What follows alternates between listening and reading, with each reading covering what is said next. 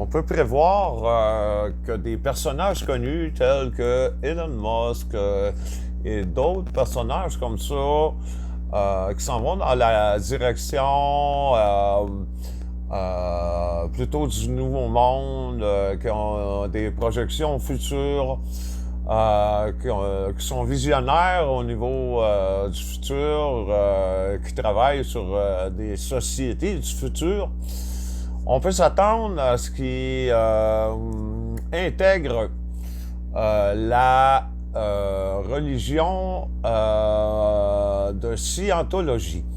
La religion de la scientologie exprime et ont comme théorie l'amélioration de soi-même, l'amélioration de soi-même par rapport aussi à la société, au système, toutes sortes de choses comme ça, qui vont, je pourrais dire, dans le sens plutôt multidimensionnel. Je ne dis pas qu'il n'y a pas des ajustements à faire, là, mais ils sont pas mal dans ce sens-là. Ils touchent plusieurs points qui sont multidimensionnels. Donc, on peut s'attendre à ce que, dans le moment, comme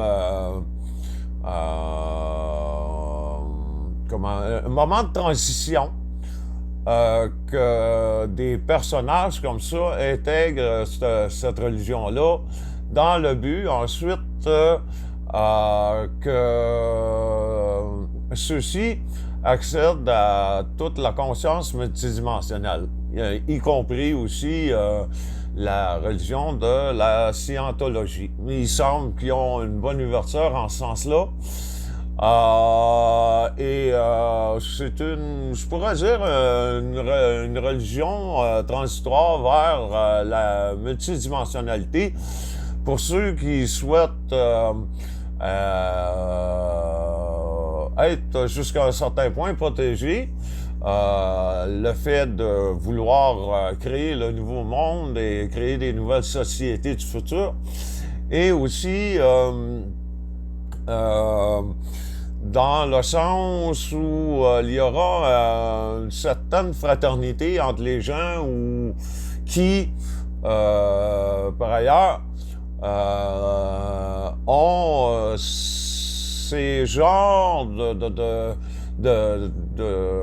vision du futur, d'être des visionnaires du futur, d'être des créateurs du nouveau monde. Donc, on parle pas ici du nouvel ordre mondial, on parle ici du nouveau monde. Il y a une différence entre les deux. Le nouveau monde, c'est pour créer une société libre, mais dans le sens d'une liberté avec chacun auront du respect entre eux et aussi dans le sens même aussi de l'Église de Scientologie, de se parfaire soi-même dans le but de parfaire aussi une société saine, intègre, qui va dans le sens de la mécanique multidimensionnelle, naturelle, intégrale. Merci.